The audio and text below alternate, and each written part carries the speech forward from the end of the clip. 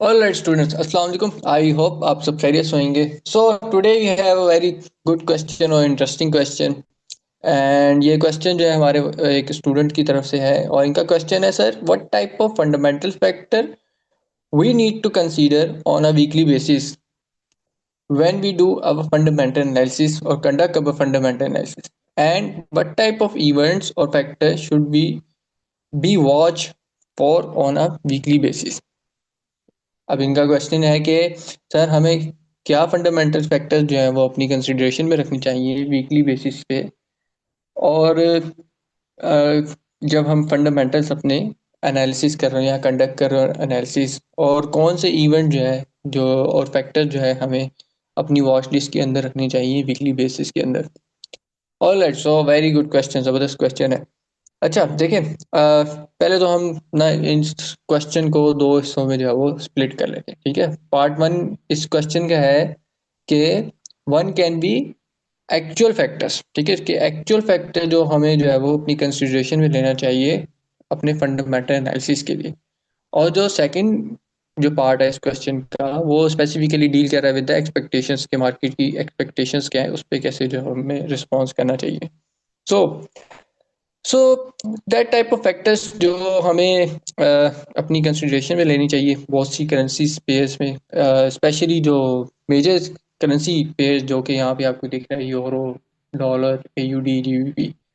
ठीक है, ये सारी मेजर करेंसी है. तो इसमें जो हमें फैक्टर्स जो कंसिडरेशन में लेने चाहिए उसमें ऑब्वियसली सबसे पहले जब करेंसीज की बात आती है तो आती है मॉनेटरी पॉलिसी, के सेंट्रल बैंक की करंट मॉनेटरी पॉलिसी स्टांस जो है वो कैसा है.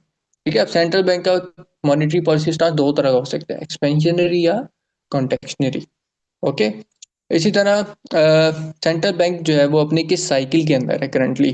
अब सेंट्रल बैंक किस साइकिल के अंदर है, साइकिल से मुराद है कि our central bank is in raising rate और कटिंग ऑफ रेट्स, और अपने जो इंटरेस्ट रेट है करंट उसको होल्ड करके रखे हुए या न्यूट्रल स्टांस है उनका, न्यूट्रल साइकिल है. ठीक है, अगर तो सेंट्रल बैंक जो है अपने रेट हाइक साइकिल में, मतलब कि इन्फ्लेशन को कंट्रोल करने के लिए वो कंसिस्टेंटली जो है वो meeting by meeting interest rate बढ़ा रहा है. ठीक है, इसी तरह इन्फ्लेशन जब कम होगी अब इकोनॉमी रिवाइवल करने के लिए, ठीक है, या इन्फ्लेशन कंट्रोल में आ गई तो meeting by meeting interest rate cut off कर रहा है. तो ये या फिर जो इंटरेस्ट रेट जो भी है उसके करंट उसको एक जगह पे होल्ड करके रखे हुए हैं, तो ये इसको जो है हम सेंट्रल बैंक जो है वो साइकिल कहते हैं.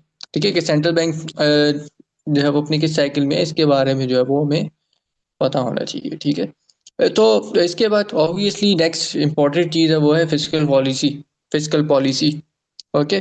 तो इसके बारे में पता चाहिए कि फिजिकल पॉलिसी की टाइप क्या है, फिजिकल पॉलिसी किस तरह की चल रही है. ठीक है, फिजिकल पॉलिसी में कोई मेजर चेंजेस आ रहे हैं, कोई मेजर डेवलपमेंट आ रही है, मिसाल के तौर पे कि गवर्नमेंट क्या कोई प्लान कर रही है नए टैक्स ऐड करने के लिए, या नए या टैक्स कट ऑफ कर रही है बिजनेसेस के ऊपर से टू अपलिफ्ट इकॉनमी, और गवर्नमेंट कोई प्लान कर रही है नई स्पेंडिंग्स के लिए कि कोई स्पेंडिंग, मेजर स्पेंडिंग आ रही है गवर्नमेंट की. ठीक है, खर्चे आ रहे हैं, या या गवर्नमेंट प्लान कर रही है अपनी स्पेंडिंग को कट ऑफ करने के लिए. ठीक है, तो ये जो चीज़ें हैं फिजिकल पॉलिसी की, लाइक टैक्सेस और स्पेंडिंग, ये अफेक्ट करती हैं एक बड़ी पिक्चर में इकॉनमी को, एंड देन इकॉनमी जो है वो अफेक्ट करती है ऑब्वियसली करेंसी को. क्यों? क्योंकि बिकॉज करेंसी और जो इकॉनमी है दोनों चीज़ें आपस में को रिलेट हैं. ठीक है, किसी भी करेंसी के फंडामेंटल जो है उसकी अंडरलाइन इकॉनमी होती है.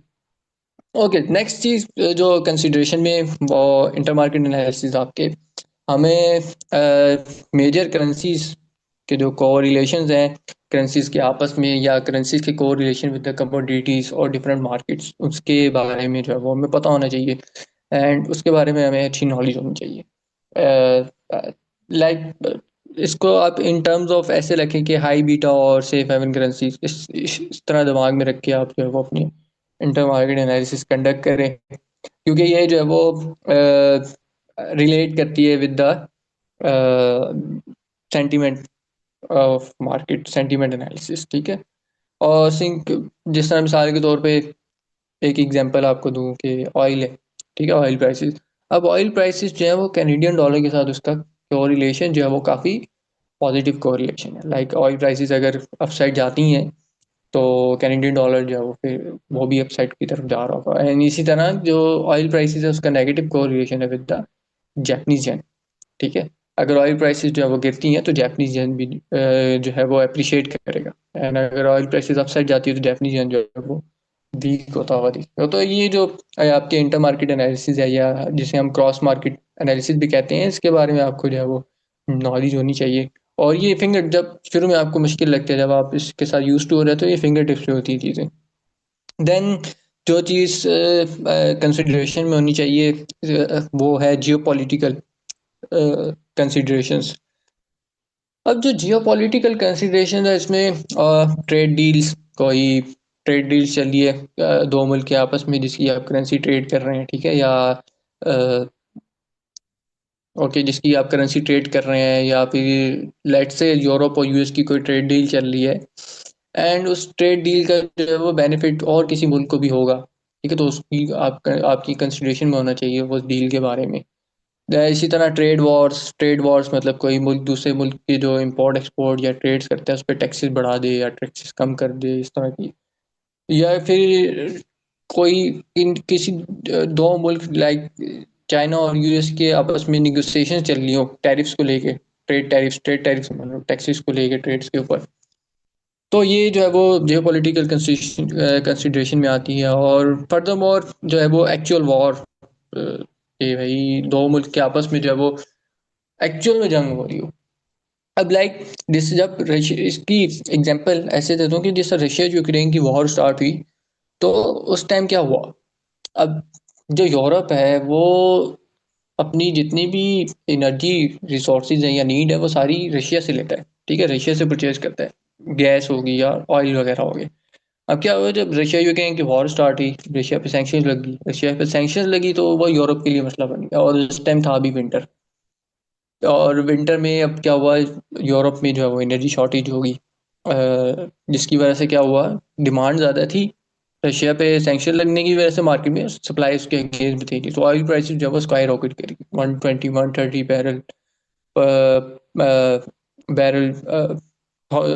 130 120 डॉलर पर बैरल जो है वो उनकी ऑयल की प्राइसेस, जिसकी वजह से क्या हुआ, यूरोप की इकॉनमी पे उसका नेगेटिव इफेक्ट पड़ा। कि यूरोप हो गया, यूके हो गया, इनकी इकॉनमी पे उसका इफेक्ट पड़ा, इन्फ्लेशन बढ़ी यहाँ पे मुल्क के अंदर, इकॉनमी जो है वो रिसेशन में चली गई एंड ये करेंसी जो है वो क्रैश कर गया। आप देखें कि अभी तक रिकवर नहीं कर पाए, यूरोप इवन जो है वो बिलो पैरिटी चला गया इसके ऊपर। ठीक है, तो ये जियो पॉलिटिकल जो इवेंट्स हैं ये भी आपको अपनी कंसिडरेशन में रखनी चाहिए। Next, natural disaster like corona virus type कुछ आ जाए, स्टूपिड कोरोना वायरस, ठीक है, अब नेचुरल डिजास्टर कोई एक्सपेक्ट नहीं करता, लेकिन अब कोरोना वायरस टाइप कुछ आ रहे तो आपको पता है कि यार कोरोना वायरस की वजह से लॉकडाउन हो जाएंगे, मुल्कों में लॉकडाउन लग जाएंगे, मेजर जो सप्लायर है दुनिया का लाइक चाइना, वहाँ पे लॉकडाउन लग जाए तो पूरी दुनिया की सप्लाई चेन जो उसकी वजह से हर्ट हो जाएगी, तो उसका इफेक्ट जो है वो पूरी ग्लोबल इकोनॉमी के ऊपर आएगा। ठीक है, तो उस टाइम के ऊपर आपने जो है वो मार्केट को ट्रेड करना है सेंटिमेंट्स को देखते हुए, like high beta safe haven currencies, इस कॉन्टेक्स्ट पे इस आइडिया को यूज करके जो आपने ट्रेड करना है, ठीक है, risk of risk on. And तो ये तो था इस क्वेश्चन का फर्स्ट पार्ट। ठीक है, अब जो सेकंड पार्ट है इस क्वेश्चन का, वो स्पेसिफिकली डील कर रहा है विद द एक्सपेक्टेशंस के, मार्केट की एक्सपेक्टेशंस क्या है। तो अब मार्केट की एक्सपेक्टेशंस क्या है या करेंसी पेज की एक्सपेक्टेशंस क्या है, इन सब की अगर आप निकालने बैठ जाएंगे तो ऑब्वियसली वो जो है बहुत टाइम लग जाएगा आपको, ठीक है, और उसके लिए आपको बिल्कुल प्रो लेवल के एनालिस्ट होना चाहिए।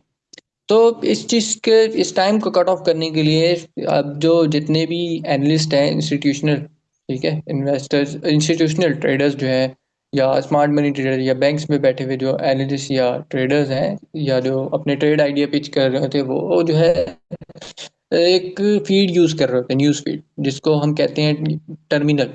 या वो टर्मिनल क्या है, ब्लूमबर्ग टर्मिनल। अब वो ब्लूमबर्ग टर्मिनल पे हेडलाइंस आ रही होती हैं कि लेटेस्ट डेवलपमेंट क्या हुई, अब क्या हुआ, अब क्या हुआ, अब क्या हुआ, ठीक है, तो उसकी बेस के ऊपर जो है वो एक्सपेक्टेशंस बनाते हैं कि उनकी एक्सपेक्टेशंस क्या है। ठीक है, अब जो स्मार्ट मनी है, जो इंस्टीट्यूशन बनी है, ठीक है, उनकी एक्सपेक्टेशंस ही मार्केट की एक्सपेक्टेशंस है। क्यों, क्योंकि they are big boss of market, और वो मार्केट को मूव करा सकते हैं, उनकी वजह से मार्केट जो है वो फ्लक्चुएट हो सकती है, ऊपर नीचे हो सकती है। ओके। तो एक तो ये है, अब ऑब्वियसली ब्लूमबर्ग टर्मिनल तो हम में से कोई रिटेल जो है वो छोटे पोर्टफोलियो वाला अफोर्ड करने से नहीं रहा, तो हम इसके लिए क्या करते हैं, हम इकोनॉमिक जो डेटा है आ रहा है, डेटा बाय डेटा हम उसको ट्रैक कर रहे होते हैं, इकोनॉमिक इंडिकेटर्स को। ओके। एक तो हमारे पास ये तरीका है, फिर हम जो है वो risk of, risk on currency, high beta और सेफ हार्मोनिक करेंसी, इनको ट्रैक करके जो है वो अपने एक सेंटीमेंट्स बनाते हैं कि मार्केट की एक्सपेक्टेशन जो है वो क्या हो सकती है।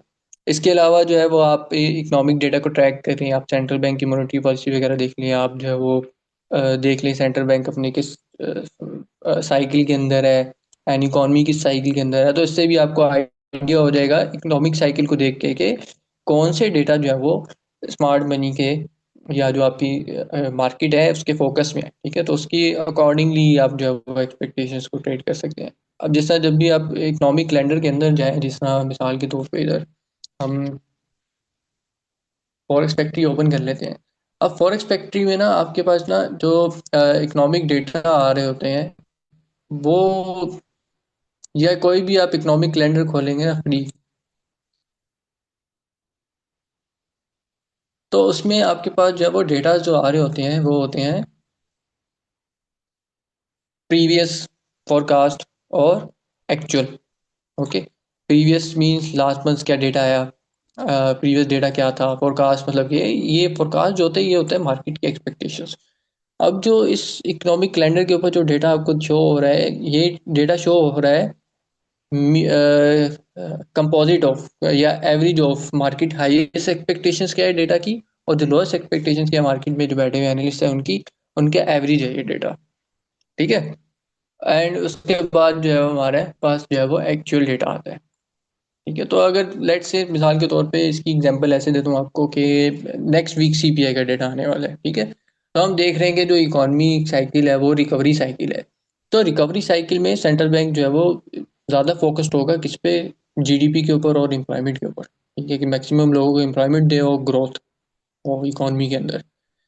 एंड सिमिलरली जो स्मार्ट मनी जो इंस्टीट्यूशन है उनके भी फोकस में जीडीपी और एम्प्लॉयमेंट के नंबर्स होंगे। तो जो सीपीआई का डेटा आ रहा है, तो वो अगर डेटा जो एक्चुअल डेटा है एक्सपेक्टेशंस के कंपैरिजन में, अगर वो डेविएट होता है एक्सपेक्टेशन से, तो उस पर मार्केट जो है इतना वाइडली मूव नहीं करेगी, इतनी वोलेटाइल मूव नहीं आएगी कंपेयर विद के जो एम्प्लॉयमेंट का डेटा है, या जो फोकस्ड है उनके डेटा उनके फोकस में है एम्प्लॉयमेंट का या जीडीपी का। ठीक है, या रिटेल सेल्स का डेटा। तो उसमें इन डेटास के अंदर अगर थोड़ी सी भी डेविएशन है, मतलब एक्चुअल से जो है वो फोरकास्टेड से जो एक्चुअल है वो हाई आ जाए, माइनर से भी हाई आ जाए या माइनर से भी लो आ जाए, तो उस पर मार्केट जो है ज़्यादा वाइडली मूव कर सकती है। क्यों? क्योंकि वो मार्केट की क्या है, एक्सपेक्टेशंस के अंदर है। ठीक है, मार्केट उस चीज़ को, मार्केट जो पार्टिसिपेंट है स्मार्ट मनी जो डेटा को जो है वो फोकस कर रही है by looking at the economic cycle of economy. ठीक है, तो जब आपको ये पता चल जाती है मार्केट की एक्सपेक्टेशंस क्या है, इसको इन लाइन करते हैं विद अदर इकोनॉमिक इंडिकेटर्स। ठीक है, अब यूएस की ऑब्वियसली हर मंथ जो है वो 49 प्लस इकोनॉमिक इंडिकेटर्स डेटा आता है, डेटा रिलीज होता है। तो जब उनके साथ अलाइन करते हैं, आप इकोनॉमिक साइकिल के साथ अलाइन करते हैं, तो आपकी जो है वो एक्सपेक्टेशंस मार्केट की जो है उसके अगेंस्ट में जो डेटा आएगा, ठीक है, नेगेटिव या पॉजिटिव, तो आप उसके अकॉर्डिंगली जो है वो न्यूज़ को भी ट्रेड कर सकते हैं। समटाइम्स तो इतना क्लियर आपके पास ट्रैक होता है, ट्रैक रिकॉर्ड होता है जब आप प्रीवियस दूसरे जो रिलेटिव लीडिंग इकोनॉमिक इंडिकेटर उनको देख रहे होते हैं, तो आपके पास पता होता है कि लैगिंग जो आगे डेटा आने वाला है लाइक एनएफपी सीपीआई, तो वो डेटा कैसा हो सकता है, तो आप उसको pre news release, data release मतलब न्यूज़ डेटा आने से पहले भी जो आप उसको ट्रेड कर सकते हैं। ठीक है, तो जब आपको पता होंगी मार्केट की एक्सपेक्टेशंस, तो आप जो है वो इन इवेंट को बहुत अच्छे से ट्रेड भी कर सकते हैं। ठीक है, मतलब डेटा आने से पहले भी। और अगर तो आप उसमें आपको क्लैरिटी नहीं है, तो ऑब्वियसली आप जो है वो अवॉइड करेंगे डेटा आने से पहले, एंड वेट करेंगे डेटा आए, एंड डेटा आने के बाद जो है वो आप अपनी लॉन्ग टर्म के लिए भी ट्रेड प्लान कर सकते हैं उस डेटा के ऊपर, अगर तो डेटा काफ़ी ज़्यादा डेविएट हो। All right Arshad, thank you again for your wonderful question. And कोई मजीद क्वेश्चन हो तो आप लाजमी पूछें अपना क्वेश्चन। एंड जो स्टूडेंट जो है वो ये वीडियो यूट्यूब चैनल के ऊपर देख रहे हैं, तो आपका भी कोई क्वेश्चन है इससे रिलेटेड तो आप अपने क्वेश्चन जो है वो कमेंट में पूछ सकते हैं।